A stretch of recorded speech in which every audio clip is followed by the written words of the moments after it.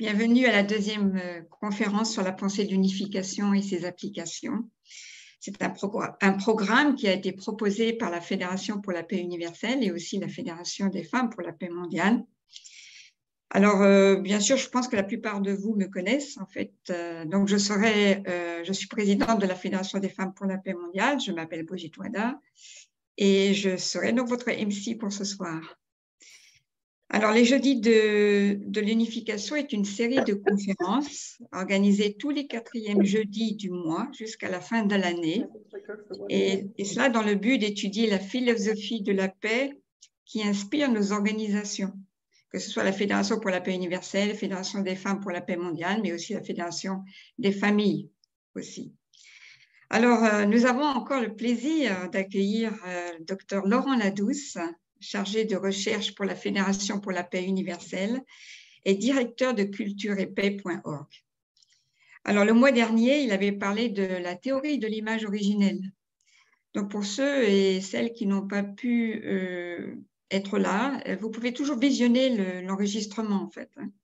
Je pense que c'est dans le site de la Fédération pour la paix universelle. Alors, ce soir, il va intervenir sur l'ontologie, comprendre l'univers où j'existe. Alors, je vais faire un petit rappel du programme. Le programme, il dure 90 minutes et il comporte 2 parties. Donc, il y a un premier exposé jusqu'à 19h30 et puis 15 minutes de questions-réponses. Il y aura aussi un autre exposé de 30 minutes, suivi aussi à nouveau de questions-réponses pendant 15 minutes. Alors, bien sûr, vous pouvez écrire vos questions dans le chat. Au fur et à mesure que vous avez des questions, vous les écrivez. Ou bien vous pouvez intervenir directement au moment des questions-réponses, en fait. Alors, je vais demander, alors je crois que tout le monde a éteint son micro. Alors, je vais donner maintenant, sans trop tarder, la parole à Dr Ladouce. Oui, merci d'être présent ce soir pour cette deuxième session. Nous allons étudier l'ontologie. Je vais mettre la présentation PowerPoint en écran partagé. Voilà, comprendre l'univers où j'existe. Alors, la dernière fois, nous avions abordé la question de Dieu, le créateur, l'être avec un grand E. C'est l'objet de la théorie de l'image originelle. Et ensuite, il faut étudier les êtres créés, les créatures, qui sont de 2 ordres. Il y a d'abord tous les êtres qui ressemblent à Dieu de façon symbolique ou indirecte. Et ce soir, nous allons parler de cela. C'est ce qu'on appelle l'ontologie. Je vais expliquer ce que ça veut dire. L'être humain est à l'image directe de Dieu, des seigneurs de la création, et il fait l'objet d'une étude particulière, la théorie de la nature humaine originelle, ou si vous voulez, la condition humaine. Ontologie, bon, c'est un mot un peu savant, qui vient de ontos en grec, l'être, et logos, l'étude. C'est une science très large, puisque en fait, il s'agit d'étudier et de comprendre ce que sont les êtres, vaste domaine, leurs relations et leurs actions.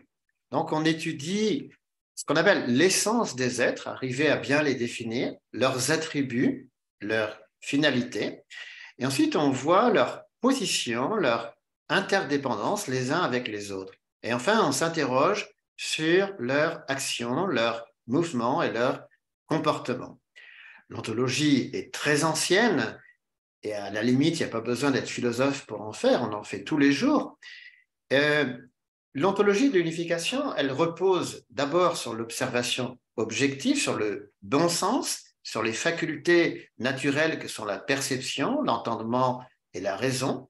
Nous faisons appel aux sciences naturelles, mais nous voyons aussi les choses du point de vue de Dieu, du Créateur. Et c'est là que des choses qui paraissaient sans rapport les unes avec les autres, eh bien, en fait, on voit leur cohérence.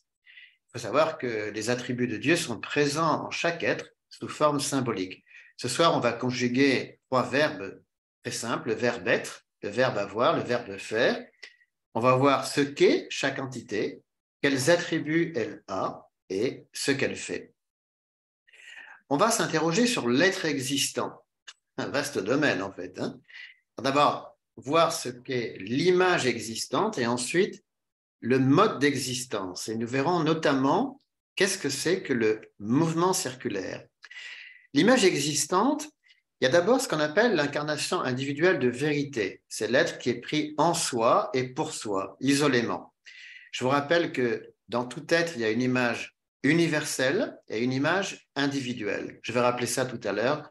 Vous verrez qu'on parlera du Sung-Sang et du Hyung-Sang à nouveau. Et je redéfinirai ce que c'est pour ceux qui n'étaient pas là la dernière fois, ainsi que le Yang et le Yin. Maintenant, aucun être n'existe isolément. Si je prends un être A, vous pouvez être certain qu'il y a un être B à côté. Donc, après avoir étudié l'incarnation individuelle de vérité, il s'agit d'étudier l'être en relation, ceci par rapport à cela, le même par rapport à l'autre. Et on peut dire qu'au XXe siècle, et encore maintenant, la philosophie a pris deux grandes directions. La phénoménologie s'est de plus en plus intéressée à l'étude des êtres en soi et pour soi. C'est une branche passionnante de la philosophie dans laquelle les Français ont été bien représentés. Et il y a d'autres branches non moins intéressantes, comme par exemple le structuralisme, le fonctionnalisme, le holisme, qui étudient les êtres en relation. Alors, nous, on va d'abord étudier l'incarnation individuelle de vérité. On va revenir sur le Sung-Sang et le Hyung-Sang, le Yang et le Yin. Voilà. Donc, si vous n'étiez pas là la dernière fois, vous allez dire, mais c'est quoi ça, le Sung-Sang et le Hyung-Sang, le Yang et le Yin? Eh bien, on va d'abord les représenter. Voici le Sung-Sang et le Hyung-Sang, avec le Sung-Sang en haut, en blanc, avec un point noir, le Hyung-Sang en bas, en noir, avec un point blanc. Et là, c'est les caractères chinois. Vous allez dire, oh là là, ça devient compliqué tout ça. Mais non, pas du tout. Alors, définition. Le Sung-Sang, en fait, ça désigne l'aspect intérieur, immatériel, causal, la fonction, le dessin dans un être. C'est l'aspect vraiment intangible, le dedans. Et le Hyung-Sang, c'est son aspect extérieur, matériel, son volume, sa masse, sa structure. Voilà la définition. La relation maintenant entre les deux, eh bien, ils sont complémentaires. Il n'y a pas l'un sans l'autre. On verra tout à l'heure ce qu'on appelle les positions de sujet et d'objet, mais ils sont en relation de cause et d'effet, d'intérieur et d'extérieur, de dedans et de dehors. Le Hyung-Sang étant l'expression visible ou tangible du Sung-Sang. Le Sung-Sang est strictement immatériel, mais il se manifeste à travers une structure visible. Ça rappelle un peu le rapport entre eidos et ile chez Aristote. Aussi, c'est assez proche de ce que Saussure en linguistique appelait le signifiant et le signifié. Si vous entendez le mot chien en français, C-H-I-E-N, dog en anglais, vous avez l'idée du chien. L'idée, elle est immatérielle. Et il y a le son chien, qui n'est pas le même en anglais ou dans d'autres langues. Je voudrais aussi rappeler qu'en anglais, on distingue stuff, la matière inorganisée, un tas de poussière par exemple, vous voyez, et matter, c'est la matière organisée. Eh bien, sachez que Dieu ne crée que de la matter. C'est-à-dire que les êtres que nous voyons, en fait, sont des êtres, ce ne sont pas des demi-êtres, ce sont des êtres totalement constitués qui sont cohérents. Alors, le Sung-Sang et le Hyung-Sang, ils servent à quoi? Eh bien, ils donnent à un être son identité, son naissance. Chaque être est l'unité du Sung-Sang et du Hyung-Sang. Alors, il faut savoir qu'il y a une gradation dans la complexité depuis le monde minéral vers les plantes, vers les animaux. Nous sommes dans un univers qui est allé du plus simple vers le plus complexe. Au niveau des minéraux, vous avez une direction, une structure, ça reste assez sommaire. Les plantes, ils ont cela, mais elles ont en plus la vie, qui est une sorte de conscience latente. En fait, la plante est un organisme très complexe qui comporte, outre les minéraux, des tissus et des cellules et une sorte de conscience latente puisque la plante a des fonctions vitales.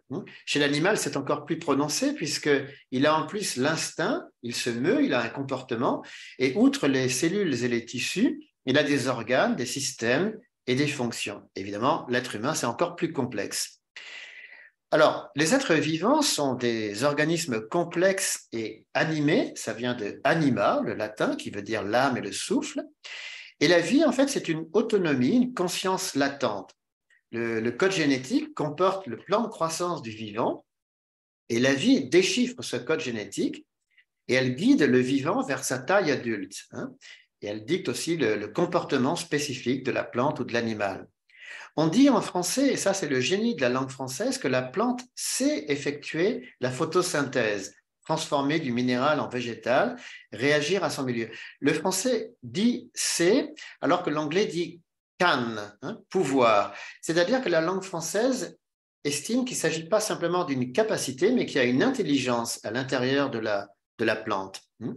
L'animal sait se déplacer, le vol, la marche, la course, la nage, d'un lieu à un autre. Nous apprenons cela, en fait. Voilà.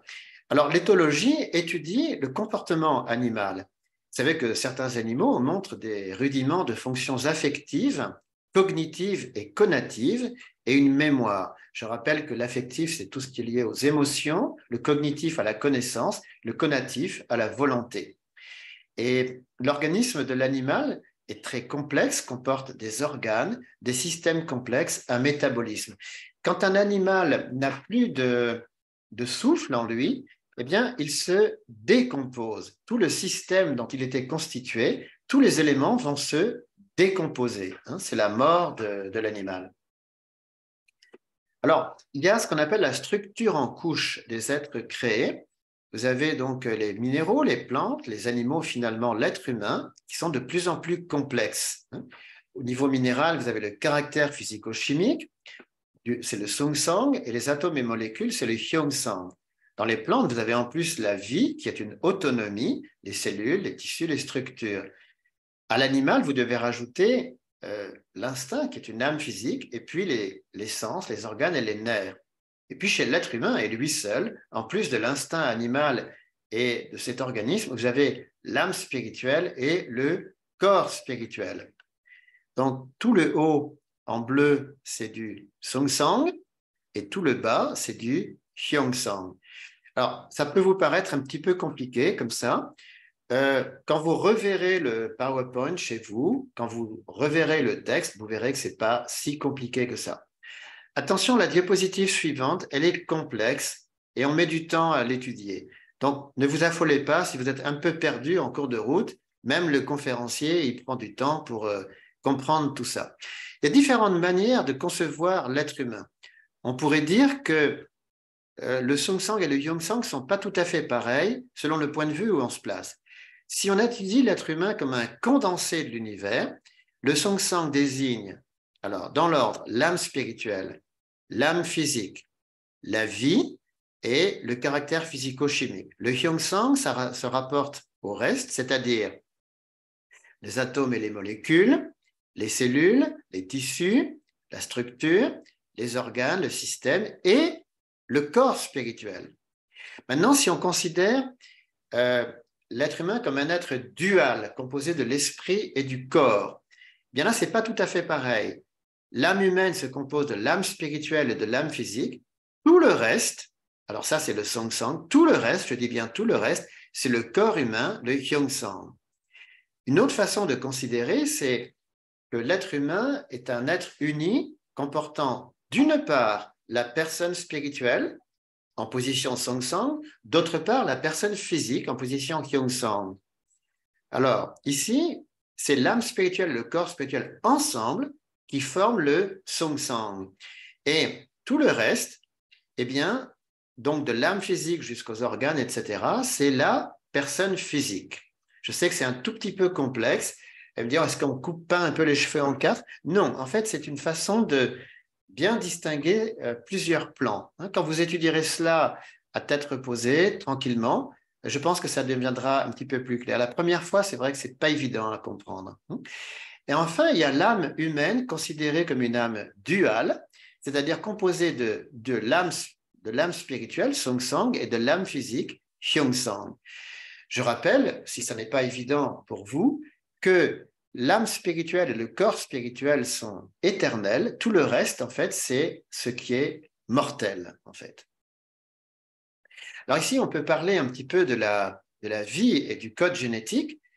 Nous avons découvert au XXe siècle ce qu'on appelle l'ADN. Ça, c'était une découverte fondamentale, l'une des plus importantes dans les sciences. On s'aperçoit que l'acide désoxyribonucléique contenu dans les chromosomes d'une cellule contient 4 types de bases azotées. Vous les voyez, hein? Adénine, thymine, guanine, cytosine. Alors, selon l'ordre dans lequel elles se trouvent, vous avez ce qu'on appelle le code génétique. Vous pouvez penser à un code barre, hein, dans un supermarché. C'est un peu ce qui donne la carte d'identité. Pour chaque être, la disposition. Alors, c'est toujours les mêmes 4 bases pour tous les vivants. C'est ce qu'on appelle les lettres de. Enfin, c'est l'alphabet de la vie, si vous voulez. Avec ces 4 lettres, vous avez tout le vivant. Et la structure et les fonctions d'un organisme vivant sont décidées par cette information génétique. Est-ce que l'ADN est la vie? La réponse est non.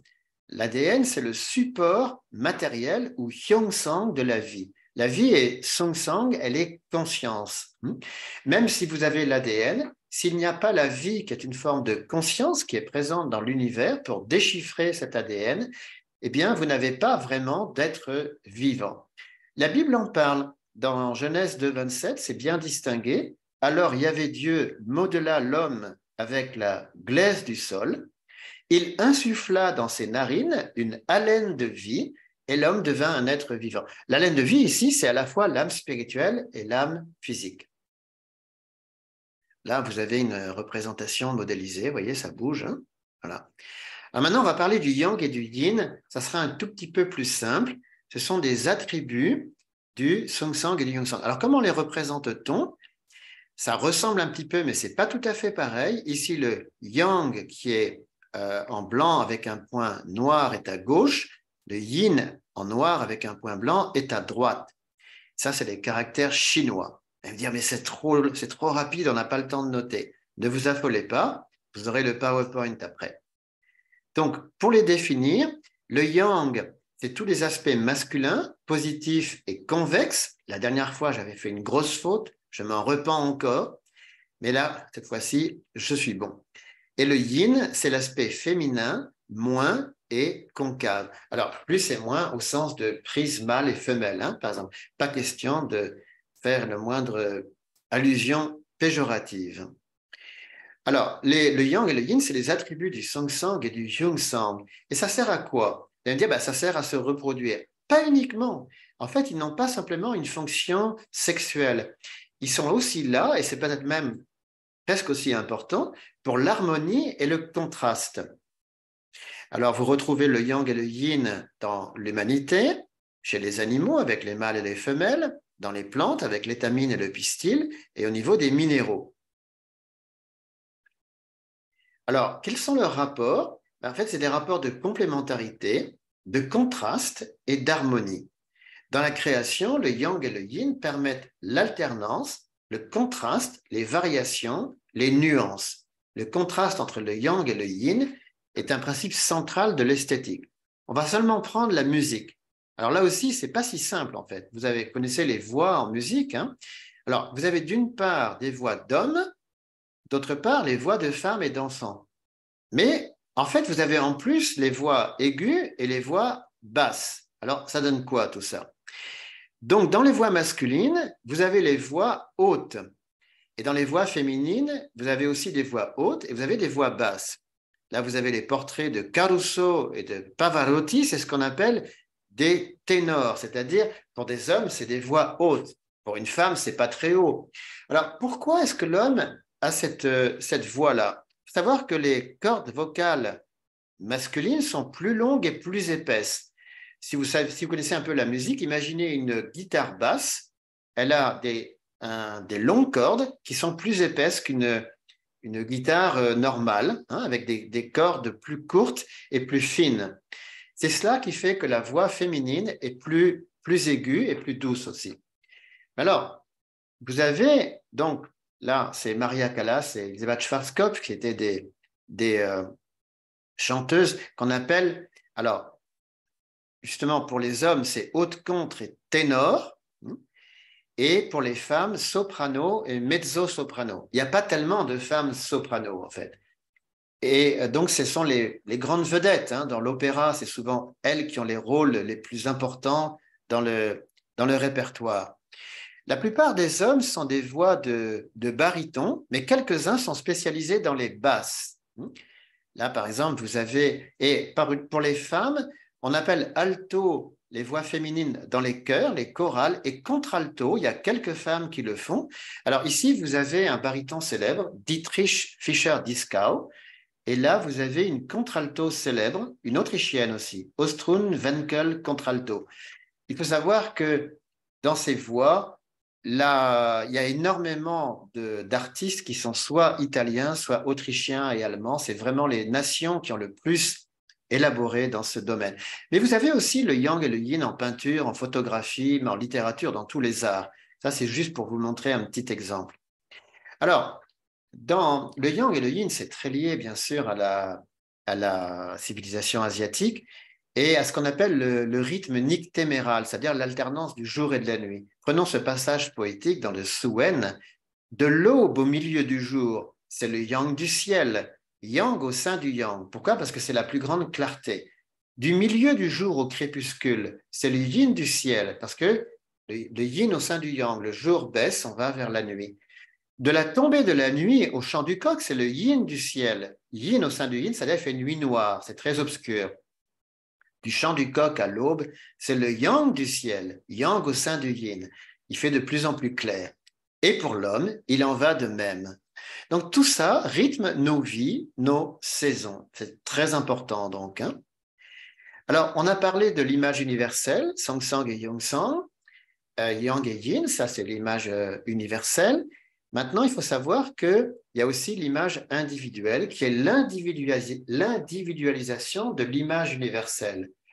En fait, elle vient de Dieu. Dieu a en lui une idée précise de chaque être. Et pour ce qui est de nous, êtres humains, il a une idée précise de chaque être humain pris isolément. L'image individuelle de l'être humain concerne son apparence extérieure unique, mais aussi sa destinée, sa personnalité singulière. Et à quoi ça sert d'avoir une individualité? Est-ce que ça sert à se faire remarquer? Pas uniquement. Ce n'est pas uniquement pour donner vos empreintes génétiques. Le but de l'individualité, c'est de donner une joie particulière à Dieu. Nous sommes tous des êtres tout à fait uniques, des êtres à un seul exemplaire. Nous ne sommes pas comme les autres, nous sortons du lot, chacun d'entre nous, nous sortons de l'ordinaire. Et l'image individuelle est très liée à la créativité, à ce qu'on appelle la troisième bénédiction. Soumettez la terre et dominez-la. C'est pour ça qu'à un moment donné, dans notre orientation dans la vie, l'orientation scolaire, le métier, il y a des choix à faire, un métier à exercer. Il y a donc un aspect de l'éducation qui est universel et un aspect qui est plus précis. Le problème de l'éducation actuelle, c'est qu'elle donne trop d'importance justement à l'éducation individuelle. Mais en fait, la vraie personnalité ne peut s'exprimer que sur la base d'une éducation universelle. On pourra y revenir dans les questions-réponses, si vous voulez. Ici, on va parler un peu de taxonomie. C'est un terme qui a été élaboré par le Suisse Augustin Piram de Candolle. Ça vient de taxos, placement, classement, ordre, et nomos, loi et règle. En fait, c'est la théorie et la pratique de la classification des organismes. Je vous rappelle qu'il y a 7 niveaux: le règne, l'embranchement, la classe, l'ordre, la famille, le genre et l'espèce. On va prendre par exemple le poisson rouge. Il est du règne animal, de l'embranchement des chordata, de la classe des Actinopteri, de l'ordre des Actinopterigi, de la famille des cypriniformes, du genre Carassius et plus précisément de l'espèce Carassius auratus. Nous, les humains, nous sommes des animaux de l'embranchement des chordata, nous sommes des mammifères, des primates, des hominidés du genre Homo et de l'espèce Homo sapiens. Vous pouvez être sûr que tous ceux qui participent à ce Zoom sont vraiment de cette catégorie, heureusement. Alors, ici, vous pourriez croire que l'être humain, au fond, c'est un empilement du Songsang et du Yongsang, de tout ce qui le précède. Pas du tout. En fait, Dieu a créé l'être humain en tout dernier, après avoir créé le monde minéral, le monde végétal et le monde animal. Mais Dieu a d'abord conçu Adam et Ève. Il les a conçus non pas comme des êtres humains abstraits en général, voilà l'humanité avec un grand H. Non, il avait une idée très précise de Monsieur Adam et de Madame Ève. Et il les a longtemps contemplés en esprit. Et à partir de là, il a extrait des aspects.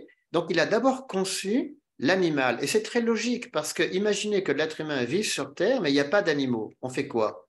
Imaginez qu'il y a des animaux et il n'y a pas de plantes. On va où? Imaginez qu'il y a des plantes et il n'y a pas de minéraux. On va où? Donc en réalité, Dieu a d'abord créé tout l'environnement. Si vous ne comprenez pas encore tout à fait ce que je veux dire, imaginez que des parents conçoivent et attendent un bébé. Avant la naissance du bébé, ils vont faire quoi? Ils vont aménager la chambre, ils vont mettre des jouets, ils vont mettre un lit, etc. Un observateur matérialiste croirait que le bébé, en fait, c'est une évolution. Voilà, la chambre s'est organisée toute seule et à force de créer comme ça des objets, le bébé, il a fini par apparaître. Vision matérialiste tout à fait erronée. Le bébé a été conçu d'abord et en fait, les parents, ils ont préparé l'environnement pour la venue du bébé. Eh bien, cette façon de penser, c'est la façon de comprendre la logique de Dieu, en fait. Maintenant, on va aborder l'être en relation et on va dire que l'unificationnisme, c'est une sorte de déclaration d'interdépendance.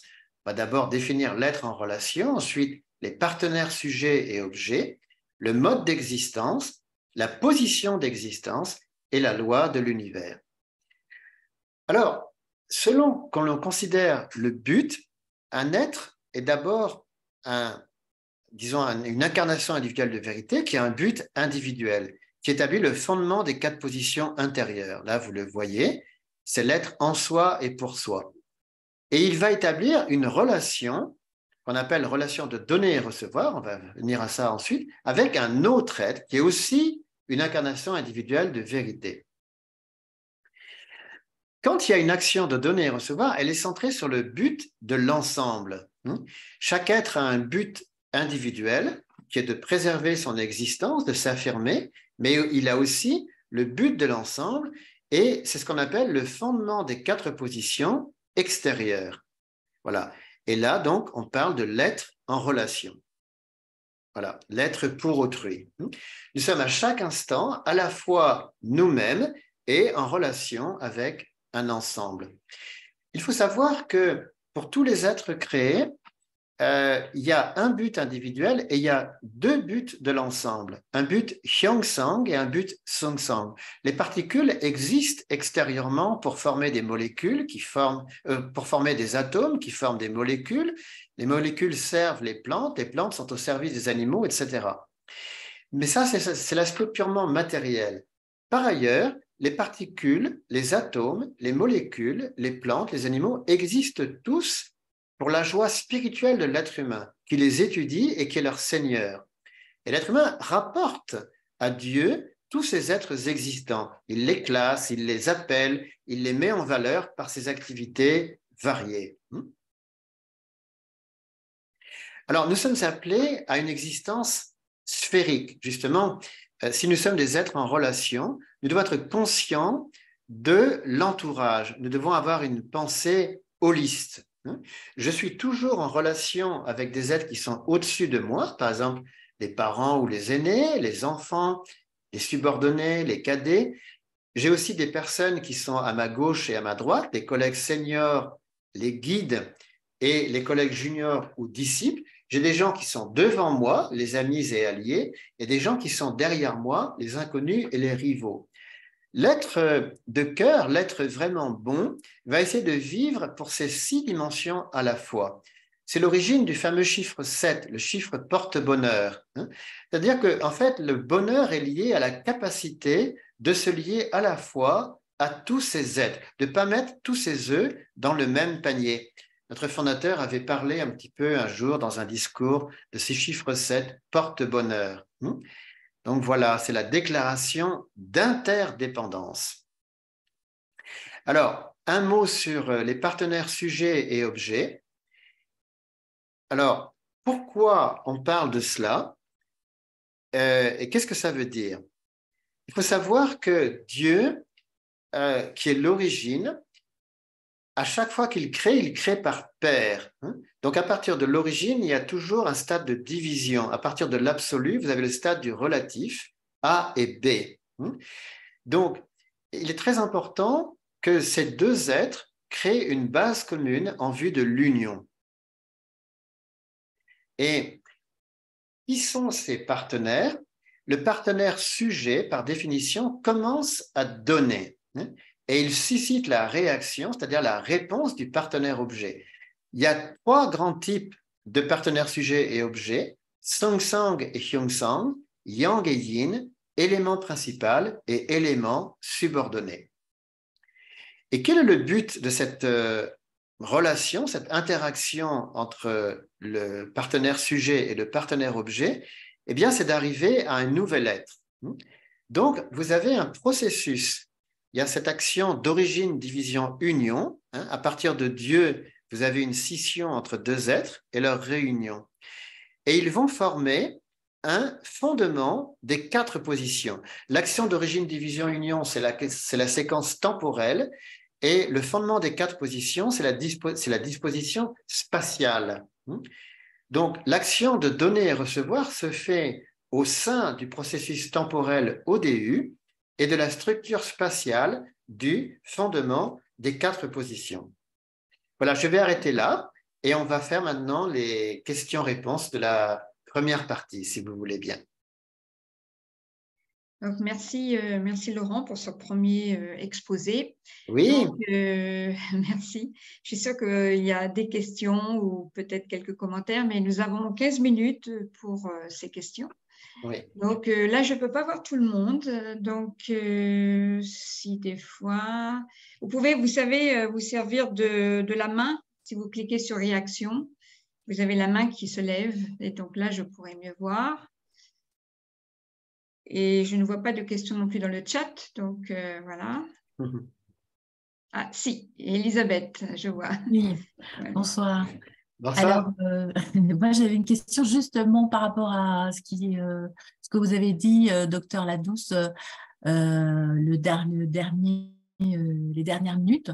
Oui. J'ai peut-être mal compris ou je comprends. Enfin, voilà. Est-ce que vous pouvez éclaircir le sujet et objet quand vous avez parlé de sujet et objet?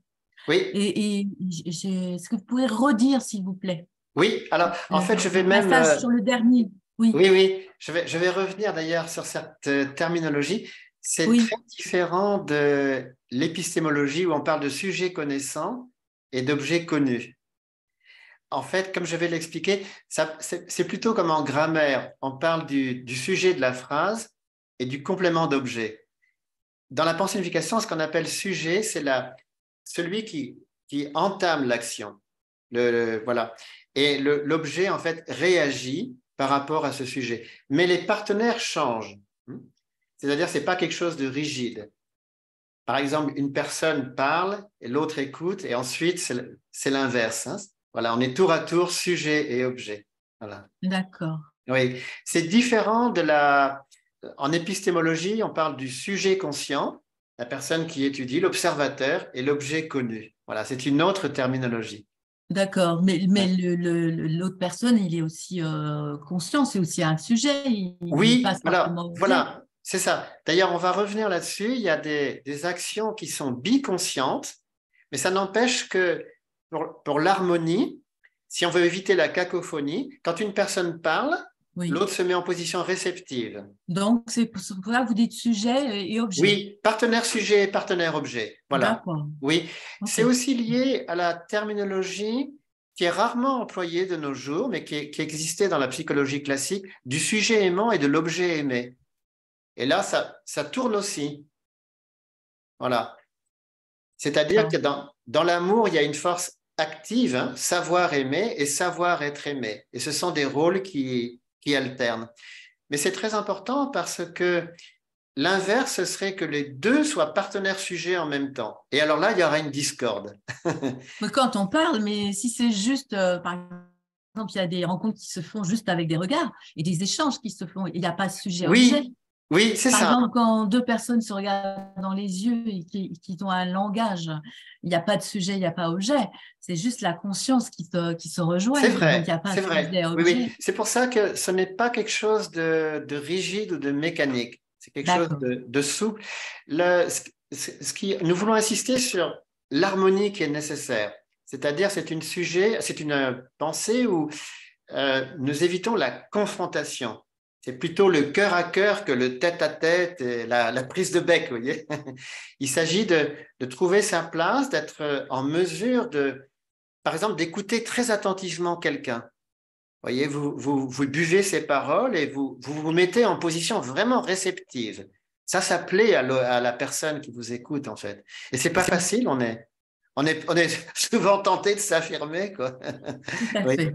Oui. Alors, il faut dire que cette pensée vient de l'Asie et peut-être qu'en Orient, cette façon de voir est plus naturelle. En Orient, les gens sont très souples, hein, les uns vis-à-vis des autres. En Occident, on est assez individualiste et on a un petit peu de mal justement dans ces relations, quoi. Mais chaque culture a son charme, hein. Chaque culture a son charme. Merci. Bien, merci. Est-ce qu'il y a une autre question, une autre main levée, on va dire ça? Oui, Jacques, oui. Est-ce que Laurent peut donner quelques exemples de sujets et d'objets, justement, de ces Oui, relations? alors, en fait, on va y venir, parce que là, c'était la demi-heure, donc je voulais juste arrêter. Mais on va montrer des exemples. Et en fait, on verra que souvent, ça alterne, hein. C'est-à-dire que dans une même séquence, tel être qui était en position sujet se retrouve en position objet. C'est le cas d'une phase de jeu au football, par exemple. Vous avez des attaquants qui mènent une action, et puis soudain, en fait, ils sont pris par la défense de l'équipe adverse qui, de nouveau, mène le jeu, hein. Donc, la caméra, justement, va suivre les acteurs de l'action. Il y a, par exemple, dans un match de football, il y a plusieurs acteurs qui sont passifs dans certaines phases de jeu. Parfois, le goal n'a pas grand-chose à faire, il reste dans sa cage, il attend, quoi. Mais s'il fait un arrêt remarquable, eh bien là, il devient la vedette de tout le stade, hein. Donc, ça illustre cette situation. Parfois, l'objet, il est en position latente et il attend, en fait, que son rôle vienne. Vous avez, par exemple, dans un orchestre, quelques instruments qui jouent très peu, hein. Il y a parfois dans un orchestre quelques moments de harpe, mais la harpe, elle est toujours là du début à la fin et elle n'est pas forcément tout le temps en vedette. Dans des morceaux de musique, vous avez aussi ce qu'on appelle des solis. Alors à ce moment-là, justement, le musicien se détache, hein, de l'orchestre, mais l'orchestre continue à jouer en fond sonore et on met en vedette, bon, le grand musicien, la virtuosité, par exemple. Mais je vais revenir un petit peu là-dessus, en fait, sur cette terminologie. C'est vrai que c'est nouveau, cette façon de parler, hein, ça demande une petite gymnastique, quoi. Oui, c'est vrai que c'est tout nouveau. Et puis, merci, Laurent. Est-ce qu'il y a d'autres questions sur d'autres ou même un commentaire? Peut-être c'est possible. Je suis désolé, oui? Jacques à nouveau? Oui.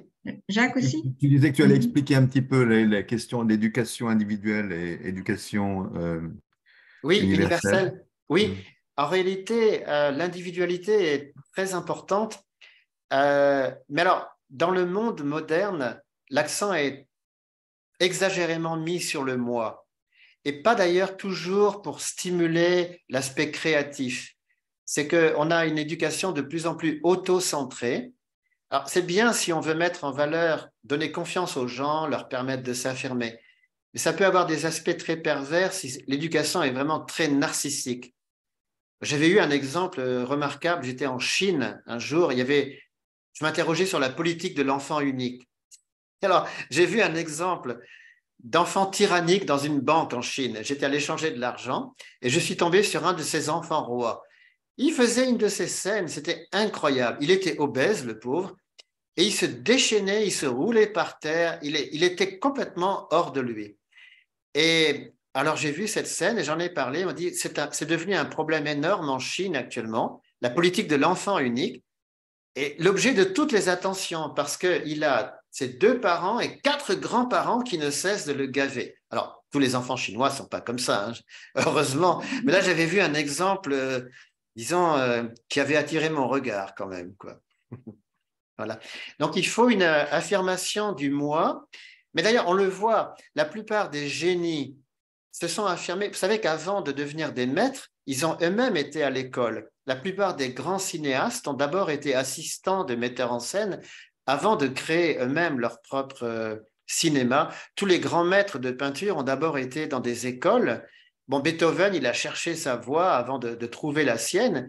Avant d'être maître, il a été écolier. Il y a même des génies qui se trouvent très tard.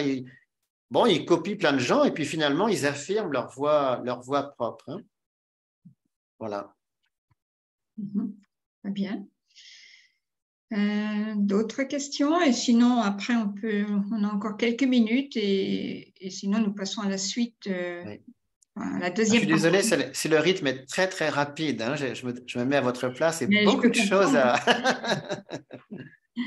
Ben, je vois qu'il n'y a pas d'autres questions, en fait. Donc, on peut peut-être D'accord. passer pour Alors, si vous la voulez deuxième bien, partie. Et il y oui, on aura va encore la continuer. possibilité de poser des questions à la fin, en fait. Hein. Oui, bien sûr. Voilà. Merci. Alors, donc, je reprends. Alors, nous sommes dans un univers très complexe avec donc l'univers se compose du monde spirituel et de l'univers proprement dit. Dans la galaxie, vous avez le noyau et les étoiles. Dans le système solaire, vous avez le soleil et les planètes. Sur la Terre, vous avez le noyau et la surface. À la surface du globe, vous avez l'humanité et la nature. Dans une nation, vous avez le gouvernement central et le gouvernement local. Dans le gouvernement local, vous avez la préfecture et les communes. Dans la ville, vous avez le maire et les citoyens. Parmi les citoyens, vous avez des familles avec des parents et des enfants. Vous avez l'individu avec la personne plurielle et la personne physique. Dans la personne physique, vous avez le cerveau et l'organisme, etc., etc. Donc, c'est très important justement de relativiser notre moi. Nous faisons, sans l'univers, sans ce cosmos immense, je n'existerai pas. Sans ma nation, sans mes ancêtres, je n'existerai pas. Mais aussi sans tout ce qui est en moi, ces cellules, ce noyau, ces particules, je n'existerai pas. En fait, je suis un être vieux de 15 milliards d'années. Pour arriver à ce moi extraordinaire, cette personne qui nous est si chère, moi-même, il a fallu ni plus ni moins que l'histoire de l'univers. Alors, spécialement dans le couple, c'est émouvant puisque, en fait, notre partenaire éternel a une existence très, très ancienne. La personne que nous aimons, elle vient de très, très, très, très loin. Elle a un aspect éternellement jeune et un aspect archaïque, et elle représente aussi le futur. C'est pour ça que la rencontre de deux êtres, prenez l'exemple du film Titanic, ils vont à la proue du navire et ils se sentent le roi et la reine du cosmos. C'est un sentiment parce que l'homme et la femme, en fait, sont le centre de l'univers, du cosmos. Et quand il y a l'amour entre un homme et une femme, l'univers entier vibre. Alors, voilà, je reviens à la terminologie du sujet et de l'objet. En épistémologie, sujet désigne celui qui connaît, l'être doué de conscience, et l'objet, c'est l'être qui doit être étudié. Dans la pensée courante, le sujet désigne un être existant avec une conscience, c'est-à-dire un être humain. L'objet désigne un être avec lequel le sujet est confronté. Dans la pensée de l'unification, ça rappelle la terminologie du sujet et du prédicat ou du complément d'objet. Par exemple, si je dis que Pierre caresse son chien, Pierre est en position de partenaire sujet, le chien en position de partenaire objet. Après, le chien va réagir. Si je dis que le chien a mordu Pierre, eh bien, en fait, c'est le chien qui est partenaire sujet. Il a réagi, il n'a pas aimé, en fait, la caresse de Pierre. Il a réagi d'une façon un peu… enfin, il a besoin d'éducation, ce chien, en fait. Alors, comme je l'ai dit tout à l'heure, on reprend aussi la terminologie un peu rare de nos jours du sujet aimant et de l'objet aimé. Ce qu'il faut savoir, c'est que la purification, c'est une pensée de la relation, du partenariat et de l'harmonie.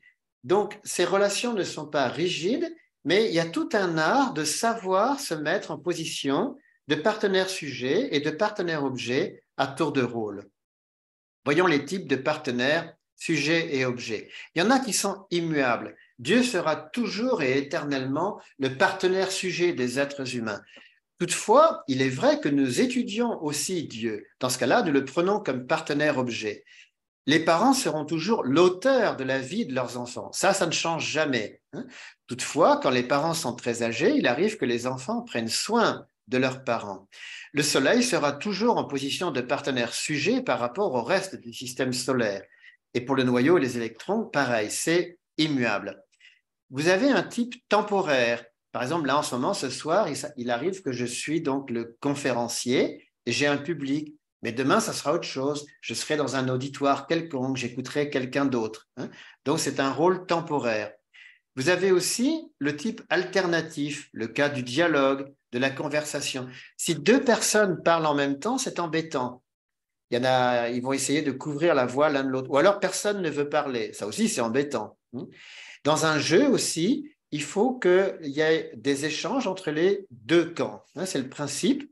Il y a un camp qui joue et ensuite l'autre camp.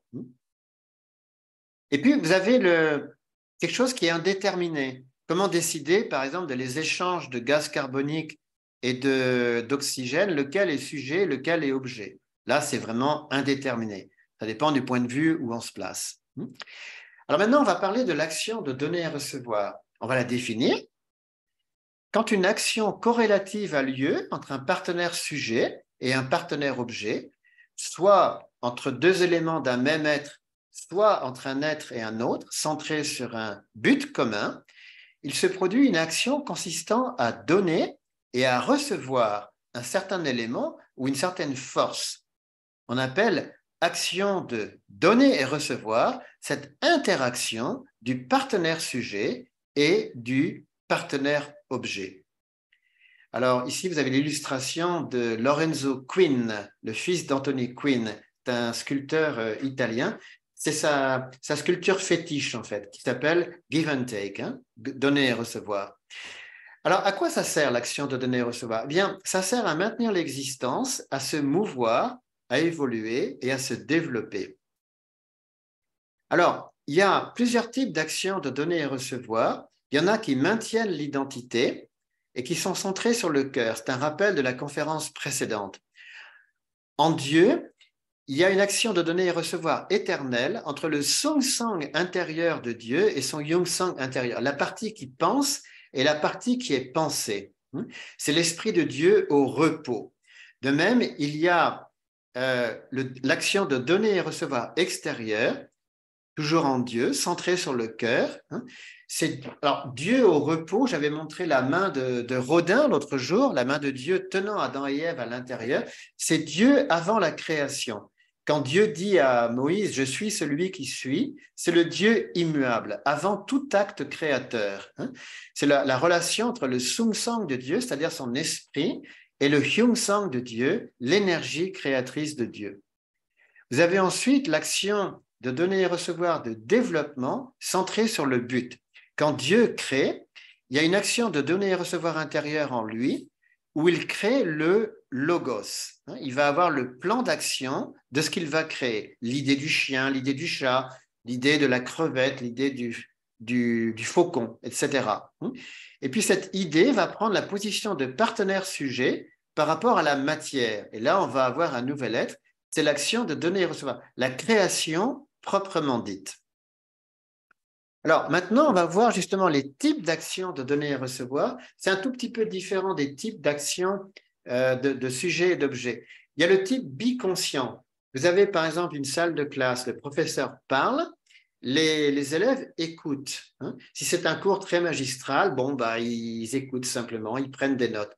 Mais là, les deux sont conscients.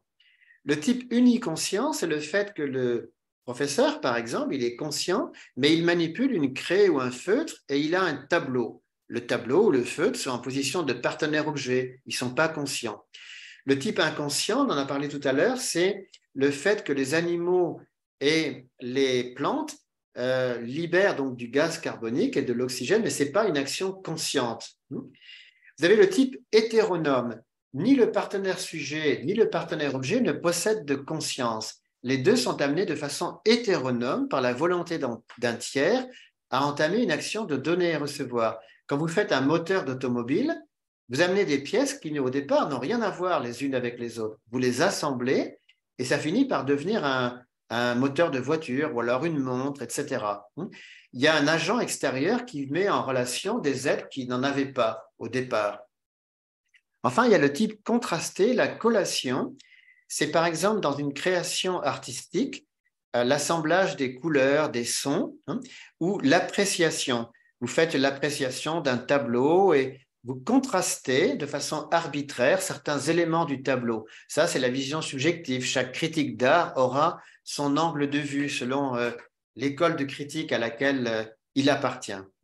On reverra la collation dans la théorie de la valeur, l'axiologie. Je voudrais rappeler combien la pensée de l'unification se distingue du point de vue marxiste, de la dialectique. La pensée dialectique, en fait, imprègne le monde contemporain. Elle a un seul point commun avec la planification, c'est l'idée qu'il y a toujours une corrélation entre deux éléments.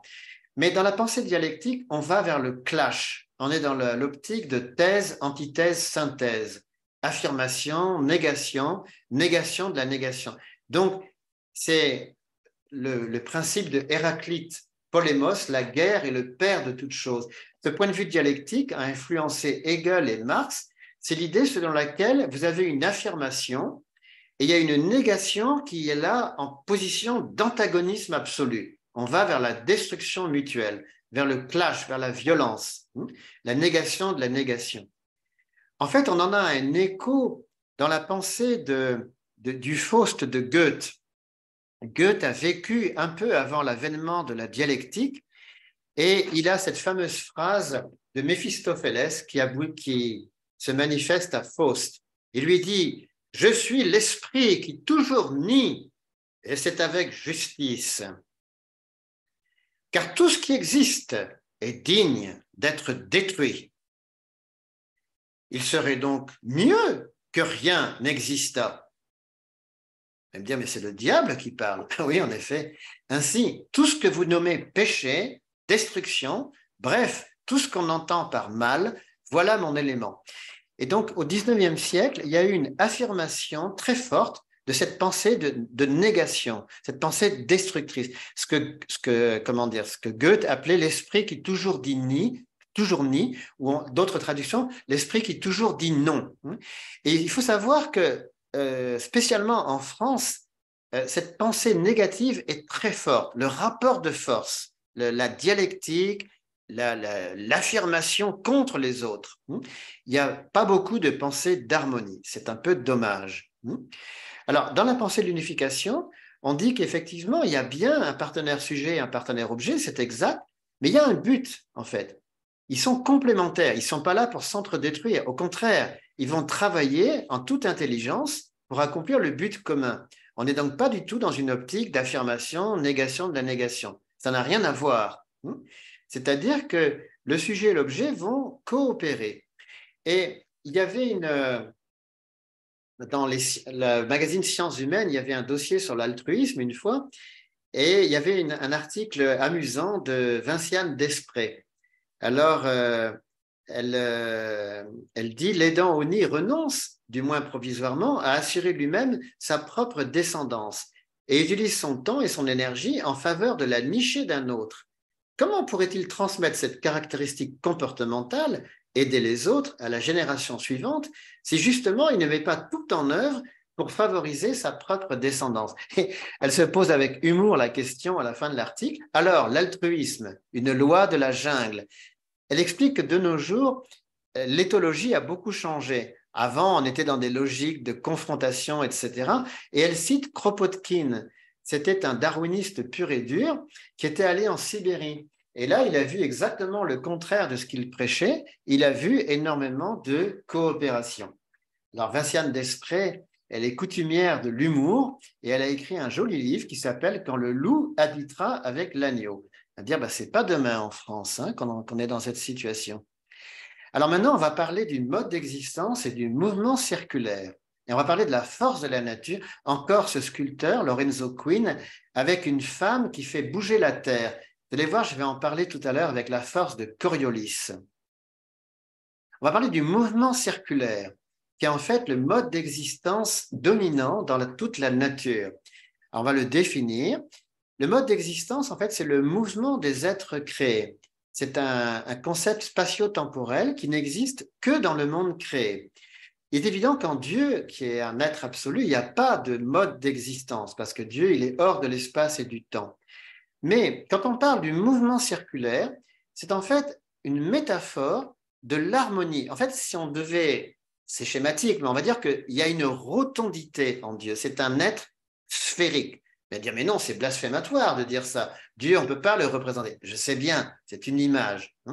Dieu, c'est un peu le prototype de tout ce qui est rond. Alors, l'interaction entre les partenaires sujets et partenaires objets, axés sur un but commun, génère à la fois une union et un mouvement. Le but lui-même n'est pas un être existant et l'union n'est qu'un état résultant de l'action de donner et recevoir. Les acteurs réels dans le mouvement d'action de donner et recevoir sont les deux êtres en position de partenaire sujet et partenaire objet. Vous pouvez penser à un cavalier et sa cavalière dans une danse. Ils vont ils vont créer un mouvement circulaire dans la valse ou le rock'n'roll. Et en réalité, il y a deux êtres et l'action va se faire autour du danseur, du cavalier en fait. Je vais montrer un exemple tout à l'heure. Donc, à ce moment-là, le partenaire objet est amené à tourner autour du partenaire objet. Et encore une fois, c'est une métaphore de cette rotondité, si je puis dire, qui existe en Dieu. Il y a deux raisons de la sphère et du mouvement circulaire. Il y a une raison intérieure ou théologique et il y a une raison extérieure et plus scientifique. Je dirais que l'amour ne comporte pas de coins et d'angles. L'amour véritable a vraiment cette forme ronde qui met à équidistance tous les êtres créés. C'est ce que le bouddhisme appelle l'équanimité, l'égalité d'humeur. Il n'y a pas de préférence pour tel ou tel, il n'y a pas d'angle. Et puis alors, on va prendre une analogie. Si vous prenez de l'eau, selon le récipient, vous la mettez, elle va prendre plusieurs formes. Mais l'eau pure, une goutte d'eau qui tomberait dans le vide sans la force de la gravitation, elle aurait une forme parfaitement sphérique. Ce serait une sphère parfaite. À cause de la gravitation, elle prend une forme un peu oblongue, en forme de poire allongée. Eh bien, ça nous explique un petit peu, au fond, l'image de Dieu. Si on devait le représenter, ce serait par un cercle, tout simplement, ou une sphère. Maintenant, il y a aussi une raison extérieure et logique, qui est de bon sens, tout simplement. Le mouvement circulaire sur une orbite régulière permet à l'objet de rester toujours à égale distance du sujet.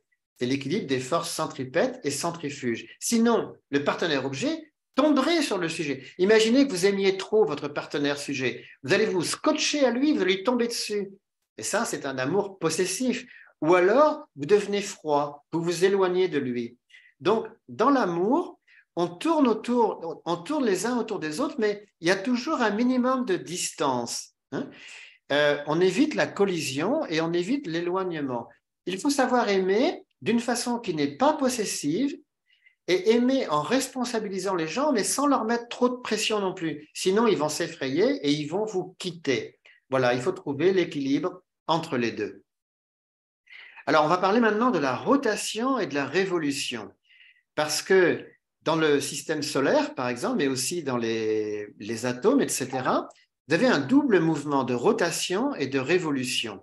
L'entité effectue, en tant qu'incarnation individuelle de vérité, une rotation cyclique et périodique autour de son propre axe. Donc là, vous avez l'incarnation individuelle de vérité et elle tourne autour d'elle-même. Voilà, c'est la Terre qui tourne autour d'elle-même en 24 heures régulièrement.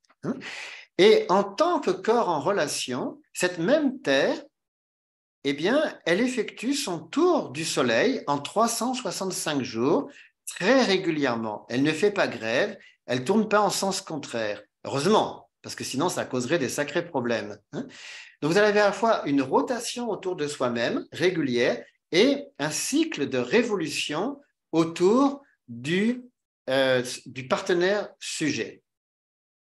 Là, vous avez une théorie très complète du mouvement circulaire. Je reviens à la valse. Ici, vous avez des pas de valse. Donc, c'est par rapport à la position du danseur, du cavalier. Alors, lui, il bouge pas, il fait pas de... Lui, il tourne, en fait, dans la salle et sa cavalière tourne autour de lui. Là, vous avez le mouvement. Vous pouvez prendre des cours de valse sur vidéo, mais si vous préférez, il y a aussi le rock'n'roll acrobatique. Le principe est le même. Et là, justement, on voit les notions de partenaire-sujet et partenaire-objet. C'est le style de danse où il vaut mieux que ce soit l'homme qui soit en position de partenaire-sujet. Vous allez me dire, mais les femmes aussi, elles sont musclées. Parfois, elles peuvent prendre un homme et le faire valser autour d'elles. C'est vrai, mais c'est quand même pas courant. En patinage artistique, En général, c'est la femme qui tourne autour de l'homme. C'est plus joli ainsi d'ailleurs. En fait, en patinage artistique, vous avez un homme qui est souvent habillé en noir et la femme est plutôt habillée en blanc. Et en fait, le spectateur n'a d'yeux que pour les mouvements de la femme qui profite en fait de la force musculaire impulsée par le garçon. C'est vrai que dans les danses modernes, il y a de plus en plus de femmes très musclées qui font aussi valser les hommes. Donc, c'est peut-être pas non plus tout à fait obligatoire. Hein. Voilà. Alors, on va voir qu'il y a des formes de mouvements circulaires modifiées. Dans le monde minéral il y a un mouvement circulaire de base dans l'espace et dans le temps. Il est modifié et on va voir aussi la nature alternative. Je vais y venir. Hein. Et puis, dans le mouvement circulaire spirituel, c'est le mouvement entre l'âme spirituelle et l'âme physique. Alors, les minéraux, les corps célestes, ils ont un mouvement perpétuel dans l'espace. Ce sont des êtres quasiment éternels. Ils ont des milliards d'années d'existence. Voilà, le système solaire est très, très, très ancien. Et voilà, ça dure toujours. C'est quasiment éternel. Hein. Et c'est un mouvement perpétuel. Ça dure depuis très, très longtemps, de façon très régulière. La vie, c'est complètement différent. Les êtres naissent, grandissent, vivent et meurent. Et ils se perpétuent à travers une autre forme de mouvement circulaire, c'est-à-dire le mouvement circulaire dans le temps, le cycle de la vie. Donc, vous avez un mouvement circulaire dans l'espace avec des êtres quasi éternels et un mouvement circulaire dans le temps avec des êtres mortels et la sexualité. Et là, il y a le but, le temps et les phases. Remarquez que l'amour, spécialement l'amour entre hommes et femmes, il a lieu entre deux mortels, mais il nous met en orbite vers la vie éternelle. En fait, nous souhaitons que l'amour qui nous unit à notre partenaire dure éternellement. Il commence sur Terre et toute la vie sur Terre est une préparation pour l'amour éternel. Ce n'est pas seulement valable entre l'homme et la femme, mais entre les parents et les enfants, les frères et sœurs. Nous cherchons l'amour éternel ici, sur cette terre. Nous transcendons ainsi notre condition de mortel. Mais par ailleurs, nous transmettons aussi nos gènes, c'est la perpétuité. C'est deux choses différentes, en fait. Alors, dans la nature, tout tend vers la forme ronde. Voyez ces lentilles qui vont faire une bonne soupe. Voyez ces fruits comme ils sont ronds. Voyez ces œufs. Tous ces œufs, comme c'est beau, en fait, ils ont une forme un peu ovale. Voilà, des œufs de poisson, c'est pareil. Tout tend vers la forme ronde. Alors, vous avez, heureusement, le mouvement à caractère fixe. Ça dépend de l'état d'un corps. Par exemple, dans la glace ou encore dans l'eau, les liaisons sont solides. Mais une fois que l'eau devient à l'état gazeux de l'air, à ce moment-là, vous voyez le mouvement circulaire apparaître. Les atomes se libèrent. Mais heureusement qu'ils sont fixés, parce que si tout devait valser autour de nous, eh bien, il n'y aurait rien de solide sur Terre. On va prendre maintenant l'organisme. Heureusement que votre cœur est fixe, votre estomac, etc. Mais alors, où est la circulation? Eh bien, tous les organes sont fixés dans le corps, c'est vrai, mais vous avez une circulation interne à travers le sang et à travers le souffle. Donc là, en fait, c'est un mouvement circulaire qui est modifié. Alors, tout à l'heure, j'ai parlé de la force de Coriolis. Vous pourrez étudier à part ce qu'on appelle les courants marins. Alors, vous en avez un aperçu sur la carte, là.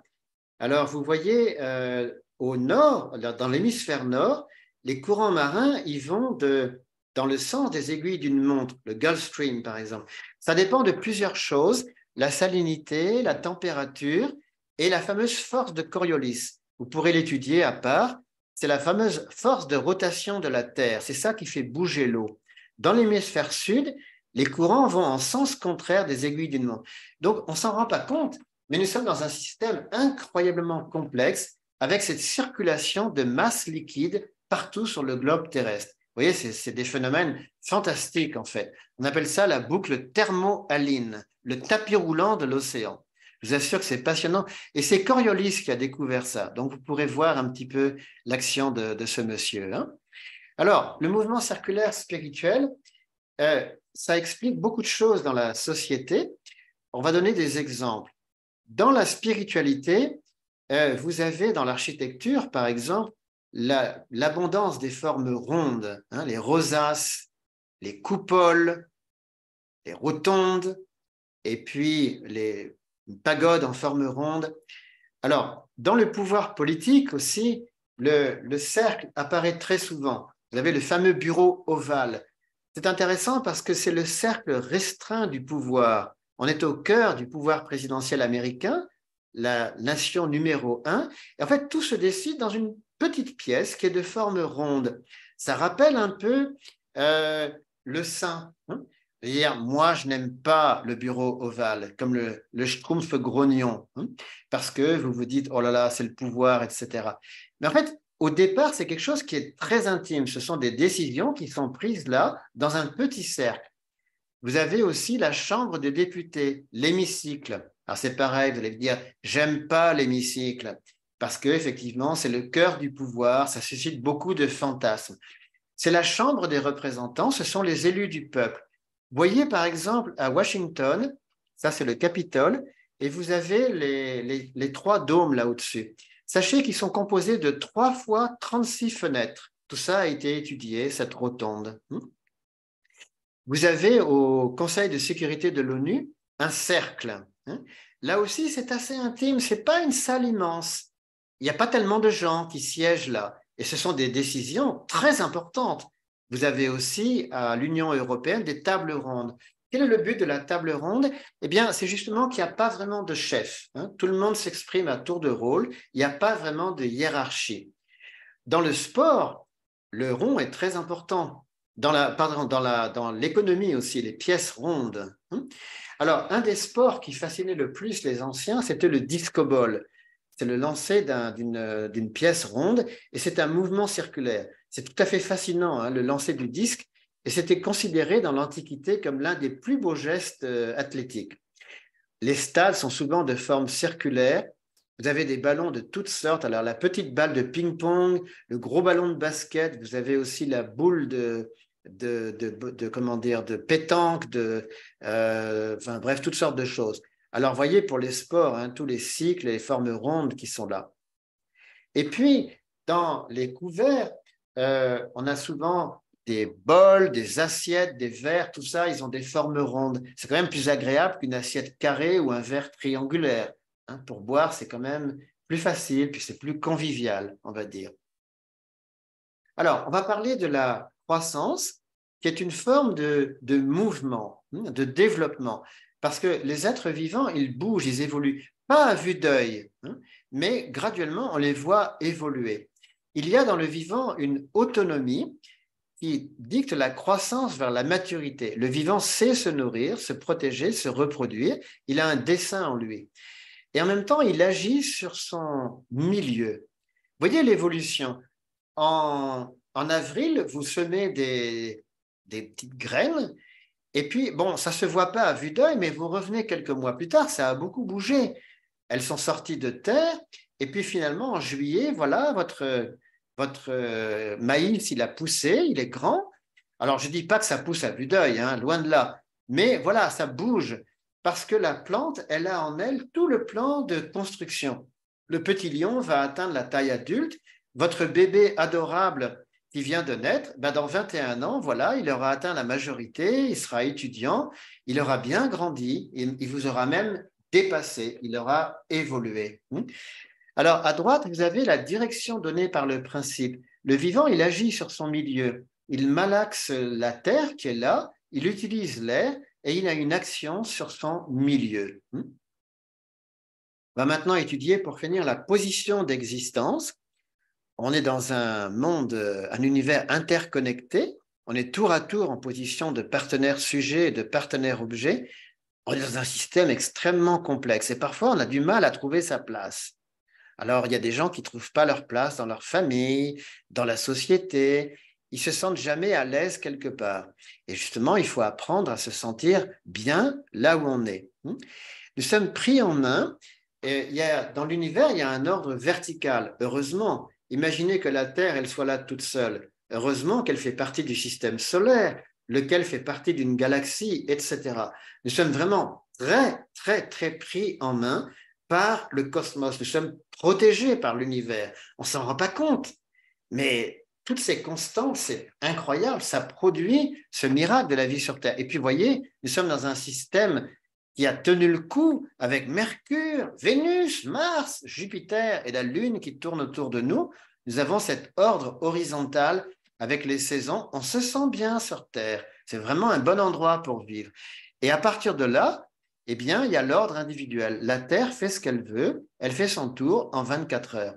Pour nous, c'est pareil. Nous pouvons parfois nous dire, mais pourquoi je suis né dans tel ou tel pays, à tel moment, je n'ai pas choisi.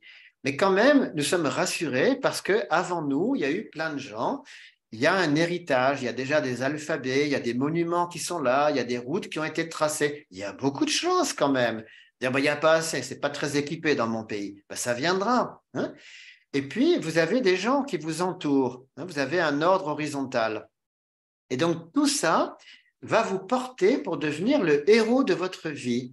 Parce que si vous prenez bien ces choses-là, vous avez une bonne attitude par rapport à l'ordre vertical, l'ordre horizontal, vous serez reconnu. Par contre, si vous essayez de faire le malin tout seul, de vous mettre en valeur, ça risque de déplaire un petit peu. Vous aurez l'air vaguement déplacé. Les gens vous diront tu n'as pas très bien réussi ton coup, là. Tu te fais faire remarquer, mais pas forcément en bien. Hein. Imaginez que dans un orchestre de musique classique, le soliste, il joue à contre-temps, il ne sera pas repris la prochaine fois, quoi. Il vaut mieux qu'il soit en rythme et qu'au bon moment, il fasse son numéro, quoi. Pour terminer, on va dire quelques mots sur la voie céleste, c'est-à-dire finalement une vie qui serait très recommandable. Il y a la corrélation, attendez, je ne vois pas bien, là. L'ordre et la position, je vais revenir dessus, hein, l'harmonie, l'individualité et la relation, petite faute, l'identité et le développement et le mouvement circulaire. Alors, 2 mots sur chacun. Bon, chaque être est en relation avec des partenaires sujets et partenaires objets. Ce sens de la relation doit nous accompagner toute notre vie. De même, la notion de finalité et de centralité. On ne doit pas se perdre dans les relations. Il faut toujours se demander quel est le but, quel est le centre. Parfois, on se disperse, on n'a plus de centre, on n'a plus trop de but, on est pris dans un tas d'activités. L'ordre et la position. Chaque être a sa propre position par laquelle il maintient un certain ordre. Si vous devenez vaguement anarchiste ou distant, bien, vous coupez les relations avec les autres. C'est jamais bon. Il faut avoir un souci d'harmonie. Alors, bien sûr, il ne faut pas non plus être une carpette. Hein. Il ne faut pas s'effacer devant tout le monde. On appelle ça être assertif, c'est-à-dire faire valoir son point de vue, mais sans être agressif. Exprimer franchement ce qu'on pense, mais en tenant compte des autres, en disant « Bon, écoutez, j'ai bien réfléchi, j'ai écouté le point de vue des uns et des autres, et je voudrais vous dire ce que moi j'en pense. Hein. » Si vous savez amener ça, ce sera très bien accepté. Individualité et relation. Il faut savoir affirmer son individualité au bon moment. Il y a des fois où il n'est pas forcément le moment d'être très original. Il va falloir plutôt laisser les autres s'exprimer et au bon moment, vous ferez valoir votre individualité. Trop tôt ou trop tard, ce ne sera pas bon. Aussi, une nature maintenant l'identité, une nature en développement. Il y a des gens qui, à force d'être toujours trop eux-mêmes, de ne pas vouloir changer, ils finissent par se scléroser. D'autres, à force de changer tout le temps, ils sont un peu girouettes. Donc, il faut vraiment trouver l'équilibre. Et puis, il y a ce mouvement circulaire, c'est-à-dire qu'on doit être comme l'eau des océans, on doit bouger sans cesse. Hein. Il n'y a rien de pire pour un être humain que la stagnation. Il faut faire partie d'un grand mouvement et suivre le courant. Pensez par exemple au pèlerinage à la Mecque, hein, les gens qui font le tour de la pierre noire, etc. Dans les pèlerinages, on tourne comme ça. Hein. Dans tous les pèlerinages, il y a des mouvements de foule autour d'un centre. Voilà, je vous remercie beaucoup pour votre attention. Bien, merci beaucoup pour cette brillante intervention, Laurent. Je suis sûre qu'il y a encore beaucoup à réfléchir sur tout ce que tu as dit. Donc là, nous avons encore, oui, une quinzaine de minutes où nous pouvons donc poser des questions à Dr Ladouce. Alors, j'essaie de voir si, ou bien même des commentaires, si vous avez quelque chose que vous voulez dire. Pour le moment, je ne vois personne. Je ne vois pas non plus de questions dans le chat.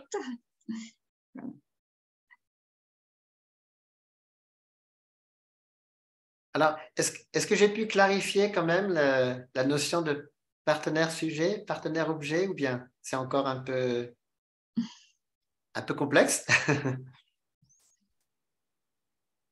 Elisabeth, c'est devenu Oui, un peu c'est plus clair? Elisabeth. Écoutez, oui, vous avez clarifié, mais moi, enfin, je vais dire, certainement que il y a quelque chose qui m'échappe, mais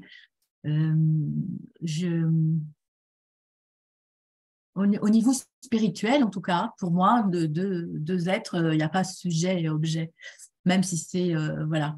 La rencontre, pour moi, la vraie rencontre, elle est dans la conscience et il n'y a pas sujet-objet. Mais certainement, c'est parce que vous êtes, peut-être les psychologues ou les docteurs parlent comme ça, certainement.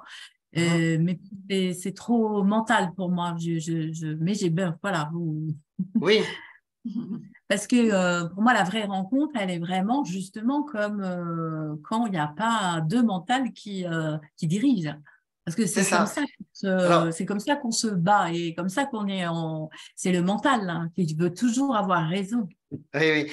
Alors, c'est la situation idéale, c'est-à-dire que finalement, quand il y a un grand amour entre deux êtres, effectivement, toute barrière subjective tombe. Et c'est même valable entre Dieu et l'être humain. Mais il faut bien le dire, il y a beaucoup de relations qui n'ont pas ce caractère très, très amical. Il y a beaucoup de négociations dans la vie. On est amené, en fait, hein, à faire des compromis où on est obligé, alors, à juste titre, on se remet en cause, en fait. Hein, on est remis en cause par autrui et parfois c'est très bon. Il arrive que parfois une personne nous tienne des propos assez désagréables. Et en fait, cette personne peut être plus utile pour nous que quelqu'un qui a bondé dans notre sens. Parfois, Bien oui. sûr. Voilà. Et donc, il arrive que les meilleurs conseils viennent de personnes, alors je ne dirais pas forcément ennemies, mais qui ne sont pas là pour nous faire des compliments non plus. Elles nous tiennent tête, en fait. Alors, je prends l'exemple de mes propres parents, mon papa et ma maman. En fait, moi, j'ai vu mon père et ma mère très distincts l'un et l'autre, tout le temps, quoi. Je voyais qu'il y avait beaucoup d'amour entre eux et mon père avait énormément d'admirateurs, sauf ma mère. Alors, ma mère, en fait, elle avait une grande affection pour mon papa, mais elle se gardait bien de l'admirer. Et c'était excellent pour mon père. Il avait besoin d'un contrepoids. Une personne qui était toujours, alors pas l'esprit critique, mais de dire à mon père, bon, c'est bien joli tout ça, mais est-ce que tu penses à d'autres aspects aussi? Et mon père l'a toujours très bien pris. Alors j'ai vu aussi une scène incroyable. Une fois, mon père s'était gravement blessé au doigt avec une tondeuse à gazon. Il avait voulu retirer un morceau d'herbe et le doigt a été déchiqueté, horrible. Et là, j'ai vu ma mère dans une position incroyable. J'avais jamais vu comme ça. Elle a pris mon père dans ses bras, mon père qui était un chirurgien, un monsieur très costaud, genre invulnérable. Elle lui a dit, mon pauvre petit. Ah, ça m'a vraiment touché, quoi. J'avais jamais vu mes parents dans cette position où là, ma maman prenait un aspect foncièrement maternel et je pense qu'elle était la seule à pouvoir faire ça avec mon papa. Aucune autre personne n'aurait jamais osé faire ce genre de truc, quoi. Voilà. Laurent, il y a une demande de Oui. Edgar Bello qui dit j'aimerais qu'on revienne sur le concept de la centralité. Oui, alors c'est très important parce que dans tout ce qu'on a vu, il y a toujours une notion. Alors l'action d'origine, division, union, hein, tout part de Dieu et il y a une convergence vers le but. Hein. Alors ce centre, c'est une personne centrée justement, c'est une personne qui, tout en allant vers des buts différents, garde toujours un cap assez précis. Une personne va se disperser si justement elle perd un petit peu son centre, hein. Cela dit, on ne peut pas être rigide. Il faut un minimum de souplesse. Parfois, il faut arriver à se décentrer pour un instant, c'est pas mauvais, mais ensuite, il va falloir retrouver son centre. Donc, il y a des moments où il faut savoir aller autre part, se rendre dans des lieux où on ne va pas, qui ne sont pas très familiers. Mais si on joue tout le temps ce jeu-là, on va finir par s'aliéner. Donc, une personne qui est allée dans un endroit totalement différent doit, à un moment donné, ramener ça à sa propre grammaire, l'intérioriser. Et sinon, nous finissons par... L'environnement va déteindre sur nous. Et ça, c'est jamais très, très bon. Je dirais, il faut savoir se laisser influencer, mais pas trop quand même, quoi. Être le capitaine de son âme, comme disait Mandela en citant son poète favori. Il y a aussi une autre question alors, je ne sais pas si je prononce bien, Rangdu, voilà. Partant de l'action de donner et recevoir, le neutron exécute cette action avec quelle entité? Alors là, il faudrait un scientifique. Je ne sais pas si Didier Guignard est là, parce que je me sens un peu incompétent là. Est-ce que Didier Guignard est là? Je ne crois pas. Je l'ai pas vu. Ah, je ne saurais pas trop quoi répondre, en fait. Je vais m'abstenir. D'accord. Bon, ça sera pour une prochaine fois, peut-être. Oui. Sinon, est-ce que vous avez éventuellement d'autres remarques? Des choses qui sont difficiles à Oui, Michel, apparemment. Michel, d'accord. Je ne l'avais pas vu. Le terme de sujet et d'objet, ça peut gêner. Est-ce qu'on ne peut pas le remplacer par un autre terme? Oui, alors, disons qu'on n'est pas obligé d'utiliser ces termes systématiquement, parce que dans ce cas-là, ça devient un véritable jargon, ni même d'y penser. Je crois que c'est une gymnastique intellectuelle qui est utile, en fait. Ça nous donne des repères. La plupart du temps, ça marche parce que justement, ce n'est pas très conscient. Mais par exemple, prenez le professeur. Un professeur qui sait se faire écouter de ses élèves, c'est qu'il a bien préparé son cours avant, il l'a visualisé, il rentre en scène comme un acteur. Et justement, il va avoir l'art de mettre en valeur ses élèves. Il va faire parler les uns et les autres. Il va faire jouer toute la classe ensemble comme un orchestre. S'il arrive sans préparation, sans ce sens de l'acting, eh bien, ça ne marchera pas. Il va faire qu'un tel, par exemple, le cancre de la classe, à un moment donné, va se mettre en vedette. Il ne va pas seulement mettre en vedette le bon élève, il va faire jouer le cancre. Il va lui donner un rôle. Et le cancre sera surpris. Tiens, on s'intéresse à moi, c'est rare ça. Et donc, le professeur va faire exprès que le dernier de la classe devienne à un moment donné le partenaire sujet. Eh bien, ça demande énormément de... Il faut vraiment le vouloir, quoi. Il y a des profs qui sont très, très doués pour ça. Ils ont appris, en fait. Et vous avez de très grands acteurs, alors dans le cinéma ou au théâtre, qui inspirent les autres. Vous avez des films c'est essentiellement dû à un certain acteur. Donc, il y a des acteurs qui amènent à transcender toute une équipe sur un tournage. Ils font que les gens révèlent le meilleur d'eux-mêmes. Et c'est là qu'on voit l'importance du sujet et de l'objet. Il faut savoir donner énormément, et il y a des gens qui sont capables de recevoir énormément. Par exemple, vous avez des metteurs en scène très tyranniques, vraiment des monstres. Et pourtant, ils ont fait des chefs-d'œuvre. Pourquoi? Parce qu'ils avaient en face d'eux des gens prêts à encaisser 1000 coups. Il y avait Werner Herzog, par exemple, celui qui a fait tourner Klaus Kinski. Bon, c'est des films complètement délirants. C'est un metteur en scène tyrannique. Mais il a toujours bénéficié de monteurs, de régisseurs, d'acteurs qui passaient toutes ses colères. Bon, il a produit des films que certains aiment, qui sont vraiment intéressants à voir. Mais c'est vrai qu'il a fallu des gens qui encaissent les coups, si vous voulez. Donc, c'est là qu'il faut savoir être partenaire sujet et partenaire objet. Il y en a qui n'arrivent pas. Il y a des personnes, par exemple, dès qu'ils ont quelqu'un de trop impressionnant, ben, ils quittent le jeu, quoi. Ils n'arrivent pas à tenir le coup. Moi, ça m'est arrivé de me sentir écrasé par des gens.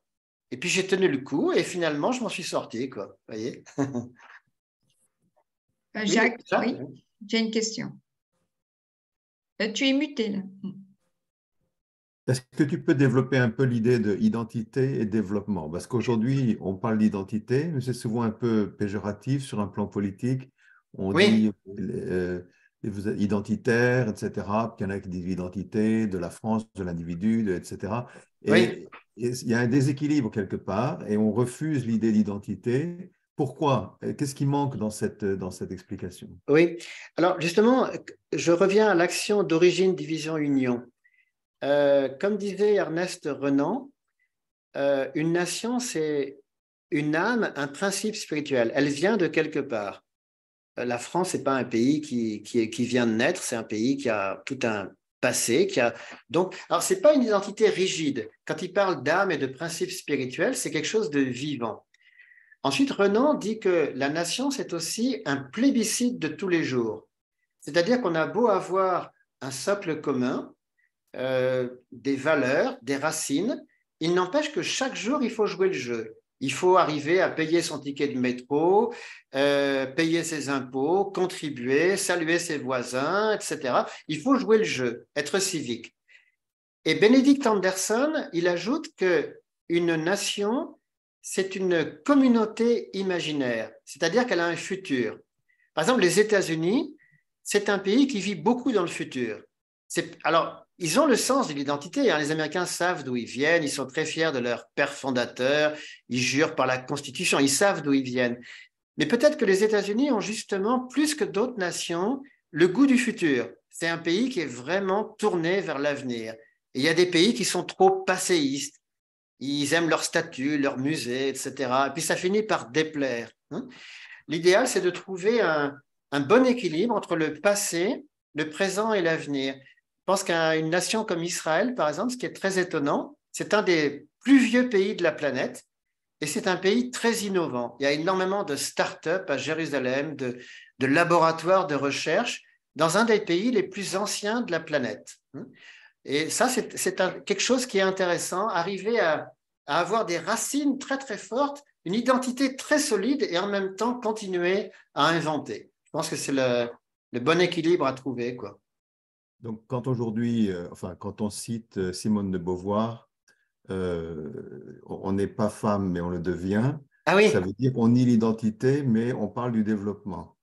Et Alors, comment tu vois les choses? Alors, comment tu oui, peux alors, expliquer cette phrase? elle n'a pas complètement tort non plus, parce qu'elle met l'accent. Alors, il est vrai qu'on est avec un sexe masculin et un sexe féminin, ça c'est clair. On ne peut pas changer cela. Hein. C'est la condition féminine. Je pense qu'elle était très consciente de cela dans le deuxième sexe. En fait, elle a repris la phrase de Erasme, on ne naît pas homme, on le devient. Lui-même avait repris ça de Tertullien, on ne naît pas chrétien, on le devient.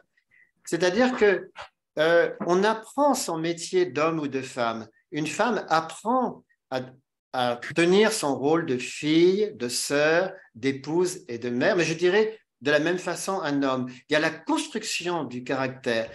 Mais comme je le disais tout à l'heure, on ne peut pas bâtir sur du sable, sur des sables mouvants. Hein. On bâtit sur un socle. Et donc, il y a cette idée du moi. Et paradoxalement, là, il faut peut-être parfois faire un peu l'éloge du narcissisme malgré tout. Il faut avoir confiance en soi, se dire je suis quelqu'un, j'ai une personnalité, j'ai un avenir, hein, et vraiment s'affirmer dans sa vie, garder ses convictions, ses valeurs, tout en jouant les relations, quoi. Autrement dit, quand tu parles des deux données, en fait, tu as parlé de deux fondements des quatre positions, l'un qui est identitaire, l'autre qui est en devenir. Ça veut Oui, dire qu'il y a ensemble, tu as à la fois l'identité et le devenir, n'est-ce pas? tout à fait, oui, Les deux oui, choses sont ensemble. Tu ne veux pas oui, c'est avoir l'un ça. sans l'autre. Voilà. Et Pas avoir l'un sans l'autre. de même, si on veut définir la France actuelle, on peut autant dire que la France, c'est liberté, égalité, fraternité, c'est un marqueur de l'identité française. Mais quelqu'un qui dirait, mais non, la France, c'est un pays de l'Europe occidentale. Comprendre la France, c'est simplement comprendre l'Occident, les pays latins, et dans cette catégorie, les deux points de vue ont leur part de vérité. Les Français ont des points communs avec les pays latins, mais ils ont quelque chose de spécifique. Hein. De même, vous avez des pays de culture germanique. Cela dit, entre l'Allemagne et l'Autriche, vous avez de grosses différences en même temps. Vous avez un même moule et ça donne… De même, les pays scandinaves, vu de loin, on se dit, bah, ça se ressemble un peu tout ça. Norvège, Suède, Danemark, en gros, bon, c'est scandinave tout ça. Quand vous allez sur place, vous apercevez qu'ils ont chacun une âme. C'est comme vu de loin, vous dites, bon, l'Asie, ouais, en gros, c'est pareil, les Chinois, les Coréens, les Japonais. Une fois que vous allez sur place, vous voyez que c'est très différent. Donc, il y a le maintien de l'identité et le développement. Il y a aussi le corps individuel vérité et le corps en relation. Moi, quand j'étais en Hippocagne et en Cagne, on avait deux types de critiques littéraires. La critique phénoménologique, que j'aimais beaucoup, et il y avait aussi la critique structuraliste. Et c'était très intéressant de lire un texte, parfois, par exemple, du point de vue de la grammaire, d'étudier la structure des phrases. Moi, je préférais la lecture phénoménologique, essayer de voir comment Marcel Proust a composé une page. Mais finalement, avec les études de grammaire ou structurelles, j'ai découvert d'autres aspects de Marcel Proust. Ce n'était pas contradictoire, c'est deux points de vue très différents, en fait. Et pour tous, c'est pareil, quoi. Bien, merci Laurent. En fait, on vient à la fin de notre temps, il est déjà Oui. 20h30. Donc, je pense que déjà, il y a beaucoup de choses sur lesquelles nous devons quand même réfléchir. Oui, c'est des notions un petit peu abstraites. Peut-être qu'il y a d'autres questions pour la prochaine fois, oui. Parce que donc, nous aurons une prochaine conférence qui sera le jeudi 27 avril. Oui, c'est ça. Exactement. Ça sera sur la théorie de la nature humaine originelle, la condition humaine et tout ce qui concerne le caractère de l'être humain. Voilà. Disons, voilà. Donc voilà, vous pouvez vous préparer à cette prochaine conférence. En tout cas, merci d'être là, d'avoir été là, d'avoir écouté, et donc, je vous souhaite une très, très bonne soirée. Et puis, merci beaucoup, Laurent, pour merci à vous tous. préparation, en fait, parce que c'est beaucoup. Et merci. Et nous apprenons des nouvelles choses aussi à travers ta conférence. J'espère avoir été utile. Merci à tous pour votre attention. Merci, merci beaucoup. Bon courage. Merci Laurent, merci tout le monde. Merci beaucoup. Merci. Bonne soirée. Merci, au revoir.